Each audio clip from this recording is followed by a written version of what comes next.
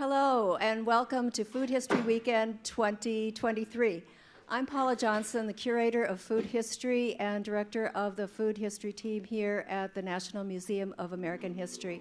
And I can't tell you how wonderful it is to see all of you here and online for this wonderful program, Food, Climate, and Community, How Women Are Shaping the Future of Food. The confluence of food, climate, and community is one that really begs for our attention. We may not realize the impacts that environmental changes have already made on how and where and when and with and by whom food can be produced and distributed. As extreme weather events, long-term droughts, rising sea levels, and destructive floods become more frequent and widespread, it's important that we do attend to these changes, as well as recognize that on various levels, local and global, that individuals and communities have been responding in diverse ways. So today, we will be meeting women from New Mexico, from Maryland, from New York, and Montana, who are working in very creative and innovative ways to help ensure food and health in the midst of climate change. But before we dive in, I want to acknowledge that this program received federal support from the Smithsonian American Women's History Initiative Pool, administered by the Smithsonian American Women's History Museum, which is one of the new museums coming up here on the mall. And we're very grateful for their support. So thank you all for your participation and your support. And now I'll turn things over to my colleague, Dr. Ashley Rose Young, the historian for the American Food History Project. Ashley? Hi, everyone. Welcome. I'm appreciating the waves from the audience, all the smiling faces. We are so excited to be here, day 2 of our 9th annual Smithsonian Food History Weekend. I have a few housekeeping announcements to go over before I turn things over to our fantastic guest chefs today.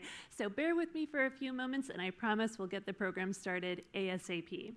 So first, I'd like to mention this Cooking Up History program is about an hour long. We're going to be preparing a few recipes, and throughout the conversation, you can actually feel free to raise your hand and ask a question of our guest chefs. But what we do ask is that you wait for the microphone from one of our staff members. This helps our audiences who are live streaming the program at home to hear what you're asking and to follow along. I'd also like to take a moment, now that we got the microphone issue out of the way, to introduce our fantastic guest speakers today. First, I'd like to introduce Andrea Alvarez. Andrea has very deep roots in the Hatch Valley of New Mexico, where she was raised by her grandparents who were chili growers. Now, Andrea is the owner of La Reina Chili Company, which specializes in providing fresh green chili and value-added products to grocery stores throughout New Mexico and Texas. Hers is a family-operated business, just like the one she grew up in. I'd also like to introduce Pati Jinich. Pati is the host and executive producer of the award-winning PBS primetime docuseries La Frontera, which shares untold stories from the U.S.-Mexico border. And she is also the host and executive producer of the 4-time Emmy-nominated PBS daytime show Pati's Mexican Table, where she brings Mexican flavors from around the country to Americans' homes. She is also the author of numerous books, including Mexican Today and Treasures of the Mexican Table, which will be on sale during our book signing immediately following this program. Now, we're talking about food today, obviously, and if your tummy is rumbling, I would like to point out that the recipes that we're featuring on the stage today are actually available in our cafe, Eat at America's Table. So after the program, please feel free to head down the escalators and try out these delicious foods. And I promise I'm almost done with the housekeeping. So if you're on social media, we very much encourage you to participate by sharing photos, share videos. All we ask is that you tag our museum at AM History and use our hashtags, hashtag Smithsonian Food and hashtag Smithsonian Women's History. And of course, please feel free to also tag our guest chefs today. And last but not least, Cooking Up History, all of our Cooking Up History programs are possible because of the support of Dr. Stephanie Bennett-Smith and also with additional support from Wegmans Food Markets. So we're very grateful to them and for their help in bringing these programs to you. Now that I've done all of that, I'd like to turn things over to our guest host today, Pati Jinich, and our guest chef, Andrea Alvarez. Ladies, I'll let you take it from here. Hello. Thank you so much. Are we on? Can you guys hear us? Yeah, yay! Thank you so much, Ashley. Thank you so much, Paula. And I'm so happy to be here with you, Andrea. Thank you for having me here. It's such an honor to be here in our nation's capital in one of the most prestigious museums in the world. Can't wait to show you guys what we have stored up for you. And I don't know if you guys know these, but Andrea and I had the opportunity to meet when I went to Hatch, New Mexico to film for La Frontera, my docu-series that shines a light. Okay, we need to get cooking. Time out. Sorry. So we have some oil, and you're using olive oil. I am. And we're adding Cubed- diced pork. cubed And this pork. is to make pork and chile verde. Chile verde con puerco, which is so incredibly delicious. And what kind of pork do you like to use, Andrea? So I like to use the shoulder or the butt. I like to use shoulder and butt too. There you go. Because it has fat, Yes. which renders into lard, which is so incredibly delicious. And should we add some salt and We pepper? should. So we'll add some salt and pepper. And I have so many questions to ask Andrea. We have so much stuff to talk about, but just wanted to tell you we connected and we met when my team and I went to film in Hatch for La Frontera. And let's see if I know how to use these. Just back and forth. Oh, back nice. And forth. I need to bring these home. This is easier than the one I have. And my team and I just fell in love with Andrea, with the incredible work she's doing.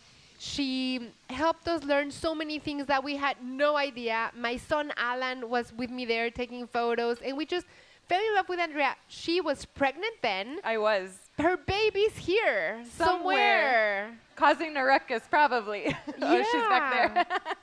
So I want to ask you so many things. Yeah, let's talk. First of all, I want to ask you, tell me a little bit about the story of your family in Hatch, New Mexico. Perfect. So my family has been farming in the Hatch Valley before New Mexico belonged to the United States. So this is something that we're incredibly proud of. As many of you may know, New Mexico actually went through an exchange of multiple hands. So first from the Native Americans to the Viceroyalty of New Spain, then to Mexico, and then from there, smiling upon the potential interests of the United States. So that time, New Mexico was a territory. And in 1862 was when the Homestead Act was initiated, and that's when my family moved from the Mesilla Valley to the Hatch Valley. Okay, so would you say your family originated in the region?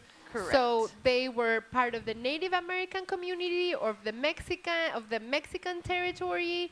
So actually, people don't realize this, but the Camino Real, which was a main highway from Mexico City to Santa Fe, actually is 3 miles east of the Hatch Valley. And so my family is a contribution of Mexican and Spanish settlers. Okay. And would you say that the community in Hatch has a similar profile, people that have been there for generations? Actually, it's quite a melting pot. So when all the immigrants were coming in through Ellis Island, a lot of people might know the family name of Franzoy. They're actually from, in World War I, it was Austria. Oh, yeah? But after World War II, the borders changed and now it's Italy from a small town called Spomenore. Mm-hmm. And so they actually came through Ellis Island and established themselves in the Hatch Valley as well. So we have Italians, we have Spanish settlers there, we have Mexican settlers there. And so it's quite a mix. It's quite a melting pot for such a small community. Yeah, okay, now let's get back to cooking a little bit. We have the pork that has been browning beautifully, and I see the fat. Wish you guys could be up here. Maybe we'll be able to share some of the food if we finish it on time. I don't know if we're allowed. I'll share. It's browning beautifully, and now we're gonna make the salsa verde. Right. And this is something that I learned that was mind-blowing to me when I came to visit Andrea and Hatch, because I used to think, and I think many people think this way, I used to think that Hatch chiles were a variety of chile. Because in Mexico, our chiles are, you know, the habanero is from Yucatan, the jalapeno is from the center, and we don't define the chiles by spicy, hot, or mild. We define them by the variety. But what you taught me is that Hatch chiles are all the chiles that grow in the Hatch Valley. Can you explain a little more? Correct. So I've seen a lot of people at the grocery stores super excited saying, I have Hatch chili, I have Hatch chili. But that's actually chili that's grown within the Hatch Valley. And so there are multiple varieties, starting at mild, from mild to medium, hot, extra hot, and it just keeps going on, and several varieties that fall within those categories. And so you have Hatch chili. You have chili that's grown in the Hatch Valley in your hand, but what type of variety is it? It could be a Big Jim, which are used for chile rellenos. It could be Sandia hot. It could be, which is what we're going to use for making our red sauce. It could be a Charger, which we're going to use for making the green chili and pork. So it could be any variety, really. And what does the Hatch do to the chiles? You had explained to me that Right. there's something really unique about the chiles that grow in Hatch. Yeah, so we have the perfect temperature, the perfect soil, the perfect pH balance, the perfect weather to procure this beautiful produce, and it's one of a kind. I've eaten chili. I mean, chili is grown everywhere. Chili is grown in Colorado. Chili is grown in China. Chili is grown in Mexico. But there's no place like the Hatch Valley, and you can taste the difference. How many of you have been at a restaurant anywhere in the United States and have seen Hatch chili? Yeah? Okay, wonderful. That's super You have exciting. fans. But is it really Hatch chili? How do you know? And that's the thing. The natives, the locals, they know. They can tell the difference, and it's in this taste. It's quite distinct. And we'll get to the part that you were telling me about people misusing the name for Hatch, but let's Correct. throw the sauce in the pork so we can get these cooking. So we have the pork that's been browning, and these chiles are called? These are matador. Okay. But we're going to be using some Charger chili. What's the difference between Charger and Matador? It's a different variety. This is a medium hot, and the matador would be a little bit spicier. Oh, I love super spicy. I'm Good. going to take these along with the peppermint Okay, home. you can do that. And these chiles that you have, which you find green Hatch chile that's sold already like these, it's chiles that are not fresh chile just chopped. It's chiles that have been fire roasted or charred or roasted like these, right? Correct. Yes. So are you guys familiar with this process of, yeah, they all know. Okay.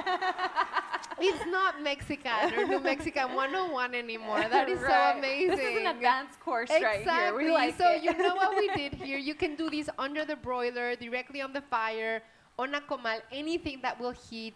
And then you want the skin to completely char or roast. And then you peel them, you seed them, just like s'mores. Right. And then you finally chop them, and you can buy them like these. You could. How many of you are familiar with Benny Keith, Shamrock Foods? A lot of our restaurants use those distributors that carry stuff like this. So your restaurants are buying The already finished prepared chili. product, yeah. Okay, so we have about a cup here. We're gonna put it in the blender. Yes, we're going to put it in the Okay. blender. And then we actually roasted jalapeno, a Roman tomato, ajo, which is garlic, and some cebolla, onion. And we're going to go ahead and throw that in here as So well. the same process of roasting, charring, and the process of roasting, charring is so beautiful because it really pushes the ingredients to give us the best of what they have to give. So if the tomato was sweet, by charring, roasting, the sugars have no choice but to come to the surface and be sweeter. And then it has that rustic taste too. That's right. So we have jalapeno, tomato, garlic, onion. And let's talk about these two, because I think that in the US and other parts, people tend to think that you have to choose one chile when you're cooking, but chiles really love the companies of other chiles. They do. So here we have the green that you use, the charger, with the jalapeno, because all chiles are different. It's like combining fruits or combining spices, That's right. You want to, different produce complements each other. And so when I'm cooking at home, I use jalapeno, I use serrano, and I definitely use, green chili from the Hatch Valley. Those are my go-tos. I'm going to go ahead and blend this really quick. We good? Yeah, go for it. And then I already added salt. Should I add a little more or wait? Add what? Should I add a little more salt? No, No, that's it's fine. good. If Okay. you'd like, you can add some of the chicken stock. Okay. And we'll throw a cube of bouillon in here also for a little bit of flavor. So if you have chicken broth at home that you make at home, you don't need to add the bouillon or use the pre-bought chicken broth. Every Sunday or Monday, Andrea, at home, I make a big pot of chicken broth or caldo de pollo. So I have the liters of chicken broth in my freezer, and then I can use for soup or, for whatever it may be. One day I'm going to come and eat with you, Pati. Of course. Of course. I'm inviting myself over. Okay, mixing the bouillon with the broth, and then we're adding the sauce. Yeah, we're just going to let it sit and marinate in there. Now, Andrea, can you tell us a little bit about this, which is something that I didn't know, how the name of Hatch is being abused and misused? Okay, so what a lot of people don't understand is in 1988, I believe, there was a gentleman from Georgia who actually trademarked the name Hatch, knowing the potential that small valley would have and the impact that it would have, not only nationwide, but worldwide. And so what a lot of people don't know is that specific brand is actually not chili grown in the Hatch Valley. It's chiles from anywhere. It's chilies from China. From China, for whoever can make it cheaper. And which is understandable because that's business. Another thing that's happening is chili is being brought in from other countries and being processed in the Hatch Valley. And there's a difference between grown in the Hatch Valley and processed in the Hatch Valley. And that's something that we need to really treasure. If you want to get authentic Hatch chili, your best bet is to come visit us. Come visit us. I know, it's tough. Come visit us, buy it from the local vendors, because you're getting the real deal. And there's nothing that can compare to a chili season in the Hatch Valley. It's one heck of an experience. It's our favorite time of the year. It's like Christmas to us. Yeah, Andrea has to share that she planned her pregnancy and birth to not coincide with harvest season. And I'm so proud to share with you that my little one, my husband and I, we worked so hard during this chili season. She actually came with me on all of my deliveries, and that's what I hope to, that's how I was raised with my grandparents. We worked hard in the fields. I went on all of their deliveries, and we sold chili knocking from door to door, saying, hey, would you like to buy a sack of chili? We call it peddling. I'm not sure if that's even a word that's used now. And now we have grocery store contracts, and we've just done so much, and I'm so proud, and I'm so lucky and fortunate that my daughter can do this and grow up the way I did. Yeah. Andrea, and tell us a little bit so you say that there's this man in Georgia that trademarked the word Hatch. Yes. So you can find in the stores salsas or products that say Hatch, but it's not necessarily Hatch chile. Right. And also you had told me about another rule or law that had passed that said that you could use the name Hatch as long as you process the chiles in Hatch. But that doesn't mean that you're growing the chiles in Hatch. Correct. So there's been a lot of Controversy. there's been a lot of people that will bring the chiles from anywhere, from China, From Mexico. from Mexico, from wherever it may be, and Right. they process in Hatch, and they call their product Hatch. How can people know that they're getting the Hatch chile? So like I said, the best If they way, can't go, yeah, if they can't go, you're going to look for the Hatch Chili Association label. That's a great way. And you can actually, most of the products that are being sold, you can call the companies, you can see who's distributing it or who's manufacturing it, and you can call the companies, you can request lot numbers. You know, is this specific lot number tied back to a field that's located in the Hatch Valley? There are different ways to do it. It is a little bit more tedious that way. You might not be able to tell if they're telling you the truth or not, just because it's also, I mean, it's also business. They're kind of piggybacking on the name, but hopefully there's a lot of people that are more honest. Yeah, but unfortunately, that's not helping the Hatch community, It's not. right? It's not. So tell me a little bit about, like, if you were to try different products that are called Hatch, you'd be able to tell which ones are from Hatch or not. Most How? definitely. Is Well, it a pronounced flavor? Is it, how can you tell? how many of you watch Pati's La Frontera, the episode? I won't get insulted. I won't get insulted. Okay. I'm afraid to see. So Pati actually came to visit us. I took her to Valley Cafe and we ate. What did you have, Pati? I think you had some tacos. We had the Christmas enchiladas. Oh, there you But go. I also ate from your tacos Oh, dorados. yeah, that's right. And I really wanted to eat the chile verde hamburger from the neighbor. There you go. And so when you tasted that chili, what do you remember? I remember it being intensely lingering. Yep. Like an evolving flavor. It was I love Mexican chile so much, but it tasted different from Mexican chiles. It's not better, different. Just different. It's but delicious, yeah. yeah, it's a profound taste. Profound, deep, that- lingering. That lingers in your tongue, but it's also soothing as it goes back to the back of your throat as you're swallowing. It's so comforting, and you can just tell. I don't know how else to explain it, but you can taste the difference. And as soon as Pati took a bite of her food, she said, wow, I can taste. You could tell it was just a different taste. Yes. It was something like she had never tasted before. Absolutely. And now tell me, Andrea, back to the pork, which is looking so beautiful. Thank you. You guys, the color of green, I don't know if you can see it anywhere. This is so incredibly shiny and bright and just a beautiful, beautiful green. How do you eat and this was so easy to make. If you can get a hand on the on the Hatch chiles, which apparently they fight for in they Hatch, do. New Mexico. But how do you eat these? Do you eat these in tacos? Do you eat these with rice? Like, what's your preference? Yeah, so we could definitely make some beans, some frijoles, some arroz, some rice, and pair it with flour tortilla, corn tortilla, and it just makes the perfect dish. Easy to make. I mean, how long did it take us? 15 minutes, 20 minutes? Super easy. And quick amazing for leftovers. and comforting. This is comfort food for us.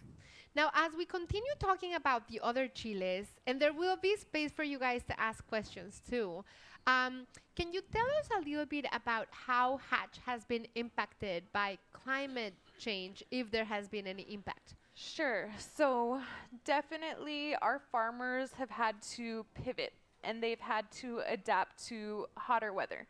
And it's not just the weather, it's about conserving water. So the practices that we used to use 50 years ago consisted of irrigation with canals, with ditches, and it's just this free flow of water for the plants. But now we've had to transition into what we call a drip irrigation. And we lay drip lines in the ground, plant, and the drip gives the nutrients and gives the water specifically to that plant so that we're not wasting. It's also nice because it's kind of a controlled environment to where we can, if the chili needs phosphate, we can shoot it. So it can set blooms, right? And so we can do those things. We can manipulate the plant a little bit better so that we can have higher yields and grow more chili.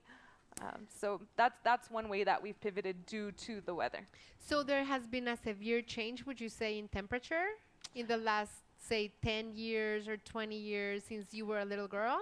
Definitely. I can see, let's take Elephant Butte, for example, which is our main source of water to irrigate. I've seen the lake drop down drastically since I was a little girl. Although my grandpa always told me, and other farmers in the valley have said, there are things that are cyclical. And so the hope is that maybe one day things will be better and we'll get more rain and it'll kind of balance it out. The truth is, we don't know. We may not even see it in our lifetime, but we can hope, right? But as of now, we've pivoted. We're doing really well in the Hatch Valley and producing, amazing yields of chili. In fact, this is kind of mind-blowing. I don't know if you guys know this, but the Hatch Valley sits in 3 different counties, Doñana, Sierra, and Luna County, and heavily contributes to 52% of the nation's chili production. And so a lot of the chili that you're seeing throughout the nation comes from a small, small valley in New Mexico. How would you define the community of Hatch? I would say our community is so beautiful because of its people. Everybody is like family, and I think everybody treats each other so well because we all have the same struggles. Most of them are farming families, so they share each other's struggle in the sense of labor, in the sense of, I hear my daughter crying over there. Oh. In the sense of labor, in the sense of water, shortage. So they share the same struggles, and it's easy to relate to one another because of that. Now, I can tell you when something goes wrong, everybody's quick to help. Everybody can drop what they're doing, and they can take the shirt off their back. Say, for example, sir, you came to town and you had a flat tire. My people, they'll help you. Like, you don't have to worry about it. You don't have to call AAA. Somebody will help you within 5 minutes, guaranteed. Like, I have no doubt about that. And I was going to say, Andrea, when I went to visit you, it was so very moving to me that you told me, I remember you counted with the fingers of your hands, how many generations in your family have been farmers, Right. Hatch Chile farmers, and you went to my dad or my uncle, my grandfather, my great-grandfather, and I saw Andrea counting with her fingers, and it was 5 generations, 5, right? 5. So you are the 5th, or you are the 6th? I am 5th, and God willing, my daughter will be the 6th. But then I remember that also something that was incredibly moving to me was that you told me, and you counted with your same fingers, how many generations have served in the military. And you told me this is a community that works very hard to put food on the table for the entire country and also to protect the country. And it is a community that's not so appreciated. Can you tell us a little bit about that? Right. So my great-grandfather served in World War I. My grandfather served in World War II. My uncles and my father also served in the military. My first cousin is also serving in the military. And as far as I know, there are no great-grandchildren that are serving in the military yet. It's something that all of us are very, very proud of. And I remember talking to people, the guy you introduced me who made the ristas, the yes, dried Mr. chiles, Perez. he was telling me about how many people in his family have served in the military. So I think this is like the passion and love for the food and for the country is so incredibly palpable there. Absolutely. I think what goes hand in hand is a matter the art of serving. We serve our country with food, right? We grow it, we harvest it, we transport it, we make sure that when chili season comes, everybody's waiting for it, especially in New Mexico, West Texas, they're just waiting for that time. And so we make sure that we're serving our customers, but not just that, we're serving our nation by providing some of the most humble, dedicated and delicious soldiers, soldiers and delicious and food. Yep. And going back to food, so we have here the puerco en salsa verde, Yes. puerco en chile verde. Yes. Let's talk about the red chiles. You were telling me there, like it can get a little bit confusing because you guys have so many varieties, and your scientists and your chile farmers keep on developing more and more newer chile species or species of chiles. Yes. And there are some chiles that are only used for green chile. Correct. There are some chiles that are only used for red and have thinner skins, and there are some that are used for both. Correct. Can you enlighten us a little into the green and now the red that we're going to use to make these insanely delicious salsa roja, which you for enchiladas, right? Sure, yes. That you're going to be able to buy. Tell Yes. us a little bit about that. Okay, so we have Sandia Red. That is actually a hot variety. Okay. And this is a newer variety? No, that's an older variety. Okay. And so our farmers actually they really liked the flavor of the chili, and they wanted something that had a little thicker walls so that when you were roasting it, it wouldn't get burnt. And so by cross-pollination and making sure you find the right seed to cross-pollinate and create a chili that has a thicker wall. This is matador, but I mean, but look at that beauty. Maybe that's why it's called a matador. Yeah. It's like gorgeous. It's shiny green. It's curvy. It's sensuous. It's thicker. like it has great shoulders, It's beautiful thicker. tail. Yeah, exactly. It's thicker. It's a lot thicker. So when you're roasting, you still have meat to work with. So that's how it's done. Sandia, there is green. You can eat it green and you can eat it red. But there are many varieties, like Big Jim, for example, that will not turn red. You have to pick it while it's green, because it'll rot if it tries to turn red. So now for the green, we know that you get your fresh green chiles, you roast them, you can freeze it, or you can buy them roasted, or you can also buy them jarred, right? Now, Correct. the red chiles, it is essential that you rehydrate the chiles before Correct. you use them for a sauce. Right. So we have the sandia here. In order to rehydrate them, we have to remove the stem, Right. remove the seeds, and then here we already Sometimes Here, I you have don't a even spoon. sometimes you don't even have to remove the seeds. So say you get a sack of sandia hot red. It's a sun-dried, by the way. And so what you want to do is you're going to want to destem the chili. You want to find something that doesn't have manchas. You don't want any marks, spots on it. You see that right there? You don't want to use that. And if you do use it, you want to go ahead and break it away. And so you also don't want to waste. So you're going to use what you can from the bunch. Destem. So you remove the stems. You're not removing the seeds. No, we're not. Are you pureeing with the seeds as well? Yes, Yes. we are. And I'm going to show you why. So you're going to go ahead and destem. Then you're going to add that product into a boiling pot of water. And you're going to want to rehydrate it. It's beautiful. The chili is, oh my gosh. I don't know if you can see it from here, but the color is amazing. It's so beautiful. So you can tell the difference between the chiles that were dried and rehydrated.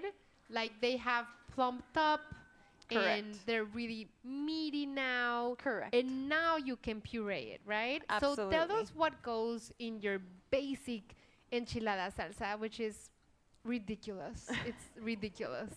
So what I like to add is salt and 1 clove of garlic, a little bit of water, and that's it. And you just put it to blend. You're going to puree it.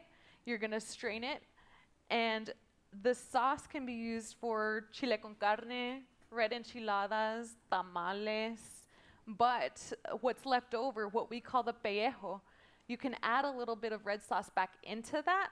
And you can actually make carne adobada, which is a specialty treat for like the holidays. That's when my grandma used to make it. Now, tell me, looking forward, Andrea, what do you see your challenges moving forward as a community and for the Hatch Chile farmers? What are the biggest obstacles that you guys are running into? Gosh, well, labor was a huge issue. Luckily, because of the H2A program, we were able to bring laborers from other countries, mostly Mexico. Tell us a little bit about what the H2 program is. So the H2A program, the farmers have to provide shelter, food, transportation, and pay more than minimum wage to our laborers. And luckily people are there to help us. Those programs were developed to help us because at one point we were really struggling. Unfortunately, there are machines that are able to pick chili. It just doesn't do that great of a job just because when we're picking chili, a lot of the product is lower at the plant. And so how can a machine know what's ripe? How can a machine feel that? It can't. And so a lot was going to waste. Did you feel that during the pandemic this got worse, that you just didn't find people who wanted to do the job? It's not just the pandemic, it's the generation. You know, you have a generation of workers who grew up that way, were working in the field, providing for their families and pushing their children to go to college. You want a life better than this. And so they really started pushing their children to get a higher education, not realizing that what's going to happen when they become lawyers, what's going to happen when they become engineers, who's going to work the fields when their parents reach a certain age. And at that point, that's where we're at. We're at a point where the generation who push their kids to go to school, For a better life. They're getting older. And so that's why we're having to bring in laborers from Mexico to help us. And these are temporary workers that come and go. Yes. Do you see that there is any, I remember talking with your friend, Scott, who was telling me that there are people who are born and have the F of farmer in their forehead. That's that they're right. so proud. They want their families to be farmers. They want to continue. Do you see that passion going in some families and some people? Absolutely. You see generational farming instilled in families. I mean, like you said, F on their forehead for farmer since 2 years old, 3 years old. They're out there in the field. You know, I call him my brother, but since he was little, 4 years old, you never had to wake him up to get him to irrigate. He was just ready. He was ready to go. And so, of course, he has that F, right? Right. For farmer. Some kids are just like that. Some kids, it's in their blood. They're surrounded by it. They not only want that for themselves, but they want that for their families. Mm-hmm. So do you feel like there's a tension now between people saying we want to push our kids out and some people that are saying we want our kids to stay here? Ask me again, Pati? If you feel, because there was that generation that really wanted to push their kids out Right. of the fields. Mm-hmm. Do you feel that now there's a little bit of a reaction of people saying, no, we want our families to be here and in the fields?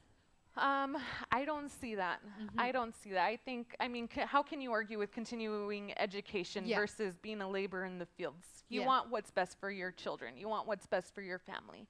I think what people need to realize is there needs to be a balance. There needs to be a balance of hard work and moving on. A lot of people, especially that generation, they didn't want their kids to go through the same things that they went through, but what got lost was the art of working, hard work. You know, what's going to happen when you lose your job?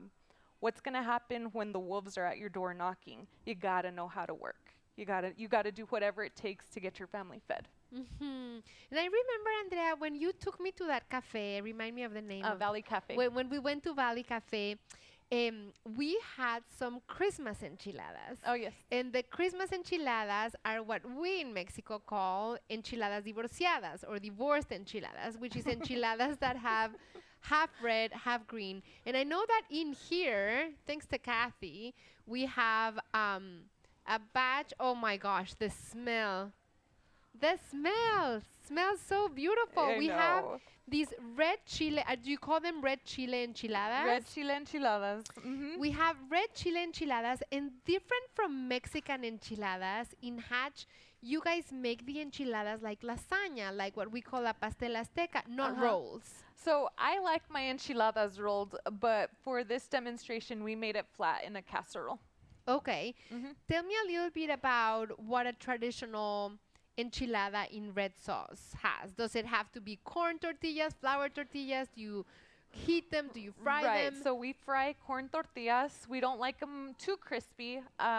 We go ahead and we start layering them. You fry them in olive oil, vegetable oil, and that is to make the corn tortillas resilient to the sauce. Correct. Okay. And then we go ahead and we start layering. We do corn tortillas, then we go ahead and we do enchilada Sorry, sauce. you guys. If you want some, you're going to have to go to the cafeteria. It smells so crazy. Okay, so you layer, so it's like Like New a Mexican lasagna. So Yep. tortilla, sauce. Cheese. What cheese? So I use Colby Jack cheese. Can you tell me why Colby Jack? Is there another chile that you guys use? Oh no, it's cheese. It's always Colby Jack cheese. Colby Jack cheese, yeah. And is that the traditional of the region? I don't know if it's the traditional. That's just how my grandma taught me. So if it ain't broken, don't fix it. It came out really good always. So for people that can't find the Colby Jack, what would you recommend they use? I think they sell like a Mexican trio mix at the grocery store. So I think that would be my second choice. And then, so the enchiladas like these are red enchiladas, and the Christmas enchiladas would have that salsa verde, the green the green chile. No, the green how does sauce is different. So if I were to make green enchiladas, I would do it completely different. I would add probably a Charger medium chili, and I would add cream of chicken and cream of mushroom and mix it all together and use a sauce like that. The cream really it kind of levels the flavor out if the chili is too hot, but it's so comforting. Can I tell you something? This is Sure. so funny, Andrea. So my husband's grandmother used to be the most incredible cook, the most incredible host. Everybody just wanted to go eat at Tita Chelo's house. And when she passed away, there was an effort from all the family members to put together all her recipes into a family book. And we were all waiting for that cookbook, like desperately, because we wanted to recreate, the feelings of Tita Chelo in her home. So my mother-in-law put it together, and it was like, printed. It was like 10 years ago. We all got a engargolado, a copy of the cookbook. My husband brought it to Mexico. I'm looking at all the recipes. All the recipes had cream of mushroom soup. You can't go wrong. Cream of mushroom soup. This is Mexico, like Campbell's cream of mushroom soup. Or the Nor bouillon. Yep. I'm like the magic of Tita Chelo. Yep. And we're living in a generation that really wants to go deep into traditions and authentic and ingredients and not using bouillon and not using, cream of, and it's so hard to get that umami flavor into the dishes because so if you want to have Tita Chelo's flavor, you have to go and stock up on the Campbell's cream of mushroom soup. That's right. So it's that generation. It is. But it's the flavors that are passed down. That's right. Yeah. And the nice thing is we're preserving this, right? With your grandmother, you're trying to preserve a family tradition. And that's what we're doing in the Hatch Valley. From farming to picking to distributing, everything that we do, we're just trying to preserve something because food is what brings families together. It really does. It sits your family down at the table. You're able to look in each other's eyes and have a conversation and eat something that is nostalgic, that takes you back in time, that reminds you of something of your grandmother, of your mother, and you hold it deep in your heart, and it's dishes that you can continue to pass on. Andrea, if there's something that you could tell someone out there that's important for the Hatch Valley, if you say, like, there's one thing that I would like to get across, send this message somewhere to whom, what would it be? Like in regards to your work in the Hatch Valley and the community of the Hatch Valley, like what you guys have to look at. I don't know when the documentary will be released or if people can watch it, but Andrea and her team did an incredible docu on the Hatch Valley, and you had a mission, right? Like what is that button that you want to press? What is the reaction or the action that you're trying to get? Right. So a lot of people, when they think of Hatch chili, they think of fresh green, but they don't realize what goes into a chili season. In fact, we're planning chili season 4 years ahead of time. We're planning on where we're going to plant our fields 4 years ahead of time. And so there's so much that goes to it. Crop rotation, of course labor, of course weather. As Dwayne Gillis says, his dad Pete said, as soon as you plant the seed, it wants to die. And so it's a very complex plant that you're dealing with, and you have to nurture it. You have to walk the fields. It's your baby. And so really thoroughly understanding chili season from beginning to end is imperative because everybody wants it and they want it now, but they don't realize the hard work that it took to actually get it to your plate. And so if my mission is for people to understand that process and to really put my give my community the respect that it needs and deserves. Andrea, so we have the chile verde, which is so beautiful. We have the enchiladas that look so gorgeous. We will Thank you. have a try. But I know that we want to take questions from the audience Sure. too. Yay! And Ashley is back. I'm back. Yeah, hello. Hello, ladies. My mouth is watering, and I have to tell you, being up here on stage, We're going to cut into I was it, like sorry. finally closer to the food. I can smell it, and it smells so good. So I know you're about to plate some of the beautiful dishes that we've made, but I want to take a moment to open up the floor to audience questions, and I just want to remind everyone to please wait for the microphone from one of our staff members, because we do have people tuning in online, and we want them to hear your questions. So it seems like we have one right here. So it sounds like you still work on the farm, or at least you worked on the farm when you were a kid. So you could talk about that. What do you do now on the farm? What did you do on the farm when you were a kid? Thank you. Was the question what did I used to do when I worked on the farm? I started picking chili when I was 4 years old. Are you familiar with the snow caplard buckets? They're like a turquoise bucket. It was a bucket maybe the size of this, maybe a little bit bigger. And so I would be out there in the fields with my grandma and grandpa picking chili. By the time I was 7, I have pictures of myself up on the roof, my grandpa on the ladder, and we would sun dry our chili. And so this chili specifically, Sandia Red, it comes almost wet. And so my grandpa would haul the chili up to the roof and then send me up there with a rake. And I would walk in the middle trying to balance, right? 7 years old, this is wild. Trying to balance and trying to rake everything to spread it out so that the sun could hit it. So those were my responsibilities, catching gophers with my gopher traps, right? Cutting off the tail and sending them to EBID for 25 cents. That was my job because gophers, are really not that great for farmers. Irrigation duties, but mostly I was like a flea with my grandpa. I was never away from him, which is surprising because my grandma always wanted me in the kitchen, but I always wanted to be outside with him. So anything he was doing, I was really doing. Now I focus on distribution, and so basically I show up to the fields, make sure all the sacks are getting loaded on my trailer, counting, making sure everything is there, our order is correct, and I do the hauling. So my daughter, my husband, and I do the hauling. We distribute to different locations throughout eastern New Mexico, West Texas, and God willing, our contracts will continue to grow. Yes, Another ma'am. question. Can I just say, We're this tasting is so right spicy. now. Oh, it is so good. It's so delicious.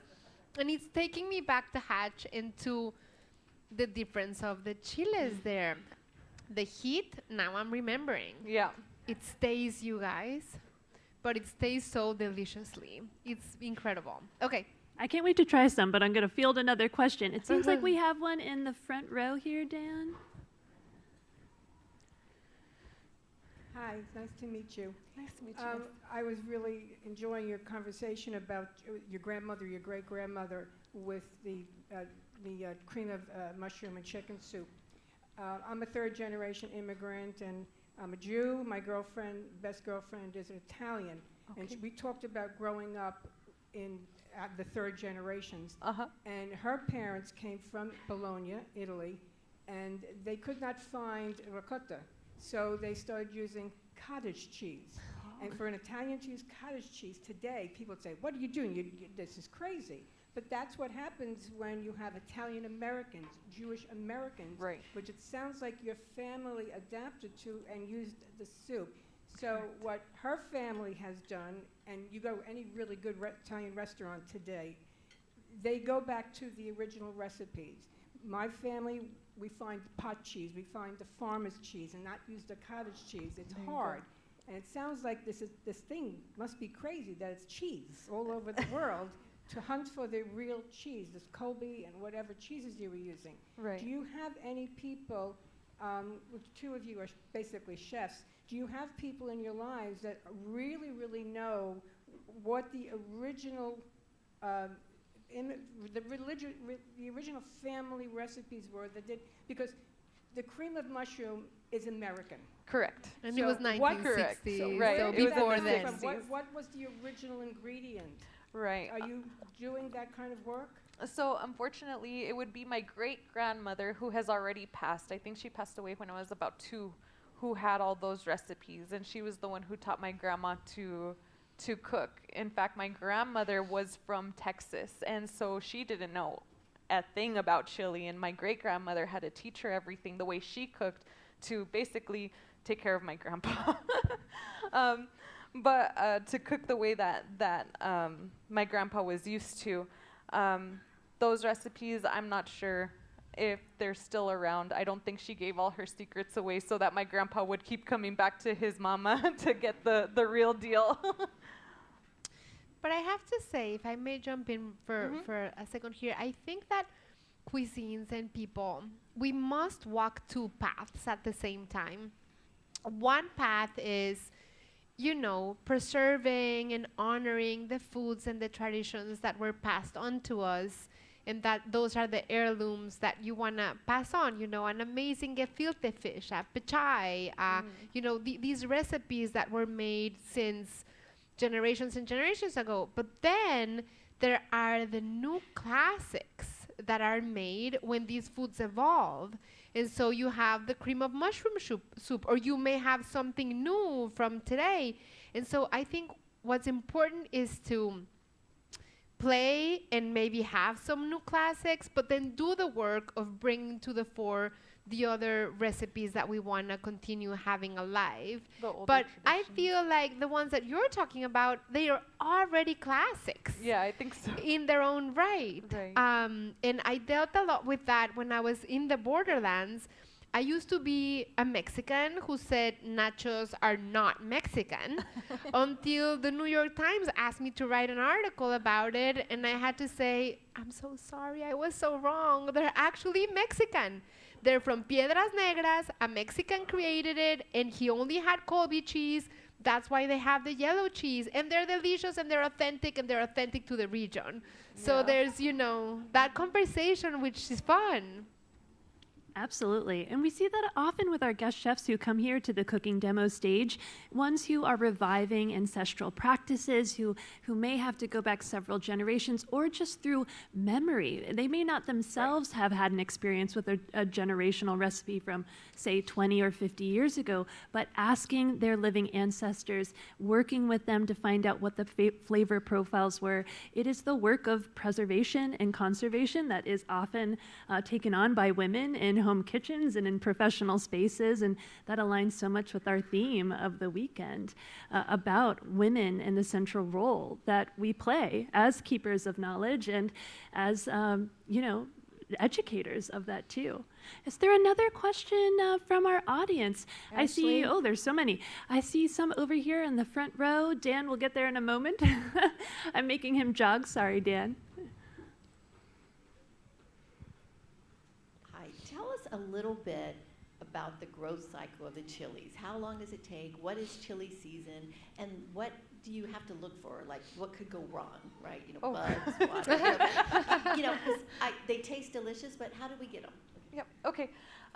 So chili season, like I said, we've started planning 4 years ahead of time due to crop rotation to make sure that the soil is going to be perfect for the condition to grow the chili.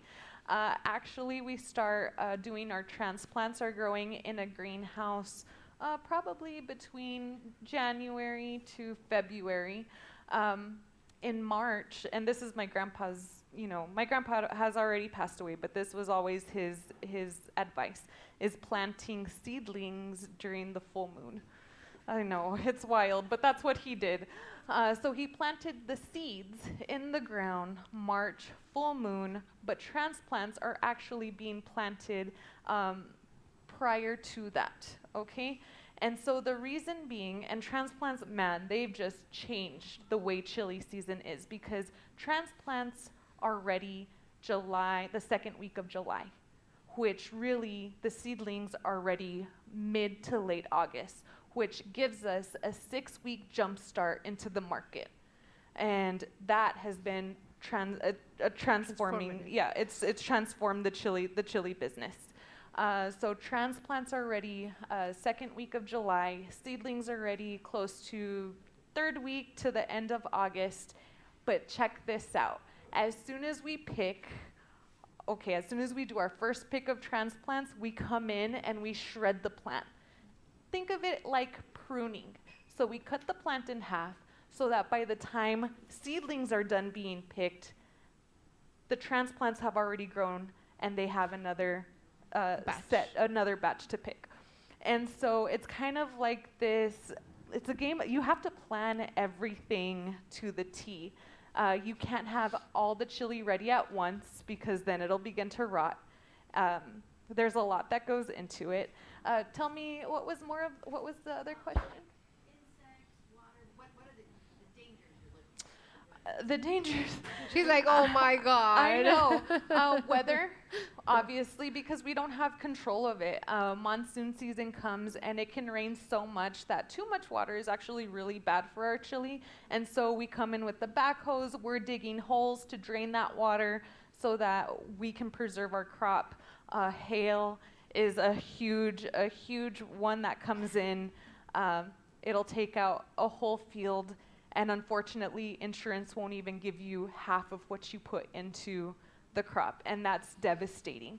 In fact, I remember growing up and eating a split pea soup for breakfast, lunch, and dinner as a child. And as I grew up, I said, Grandma, why did we do that? And she said, well, because we had a hailstorm come in and it took everything out. We couldn't afford anything else. Lentils are the cheapest thing to eat. And as a kid, you don't really pay attention to that. But growing up, you realize, wow, this is a hard game to play. Thank you for that answer. Absolutely. And I see that there's a question over here on the right-hand side of the audience. Thank you.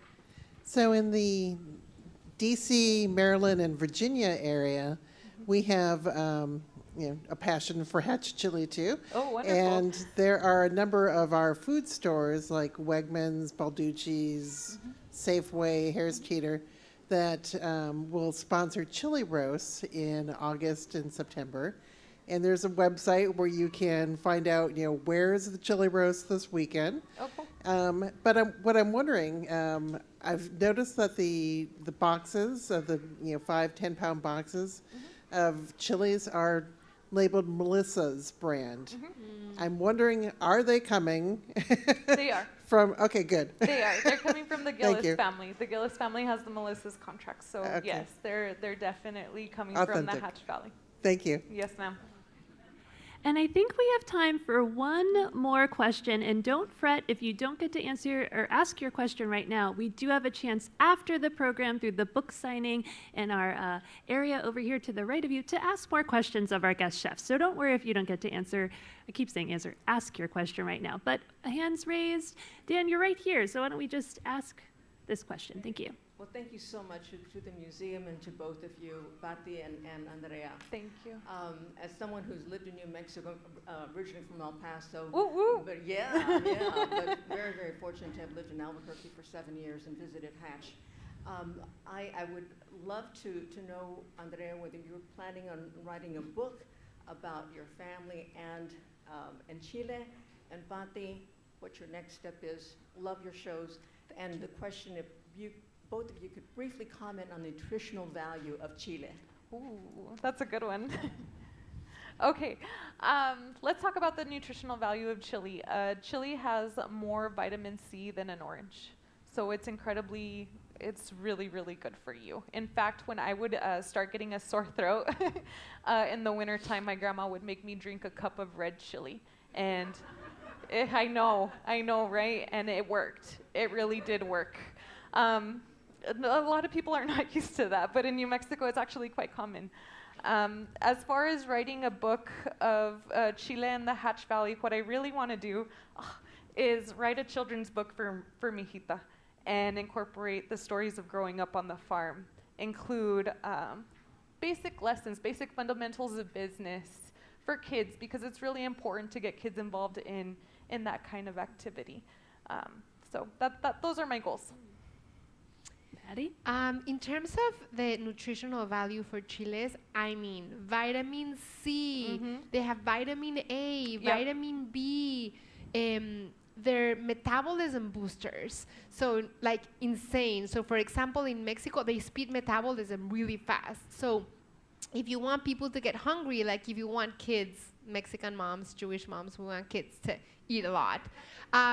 So that's why in Mexico, a lot of appetizers have a lot of chile in them, or fruit with tajin, because they open up the appetite in a really big way, but they also help digest. So the chiles, I think, people just think about chiles as an instrument to bring heat, but what chiles are, they're really fruits or vegetables, because I know there's some people say fruits, some people say Vegetables. they're just vegetables with a lot of personality. They don't only bring heat, they bring flavor, they bring personality. They can be used to stuff, they can be used as a vegetable, as well as a flavor, thickening, etc.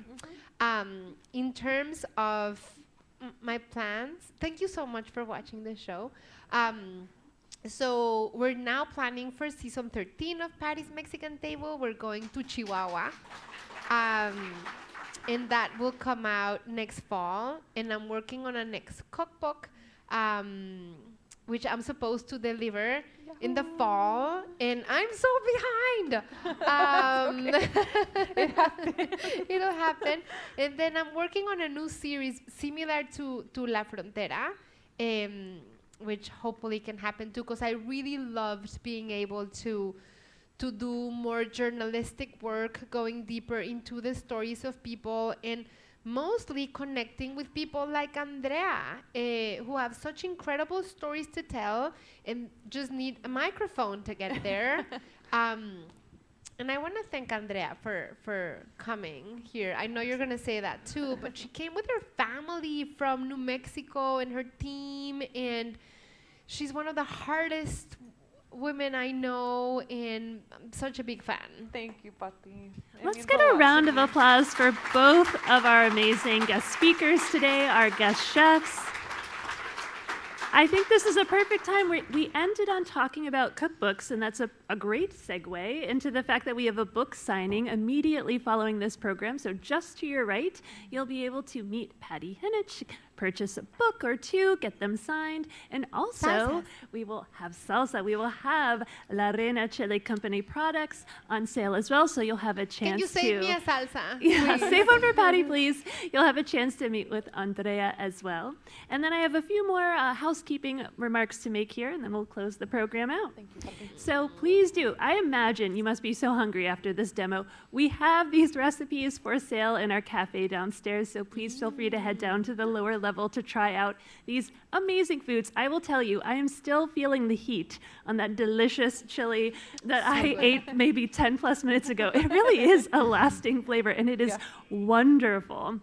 If you're interested in learning more about the recipes made on stage here today, check out the QR code on your seats. We have the recipe available through PDF, and you can also go to our Cooking Up History website to learn more about our guest chefs, to download the recipe. It's a great resource and a gift that keeps on giving. There's hundreds of recipes there. I'd also like to encourage you to fill out the surveys about the program. We love hearing your feedback and learning how to make these programs better for you. This is your Museum of American History. And last but not least, I'd like to mention that our next program is going to be happening at 2 o'clock right here in the Coulter Plaza. And it's going to be a conversation with Imani Black and Kiana Mickey. And we're really looking forward to that conversation circle. So one last time, thank you so much. Oh, I forgot one thing, sorry.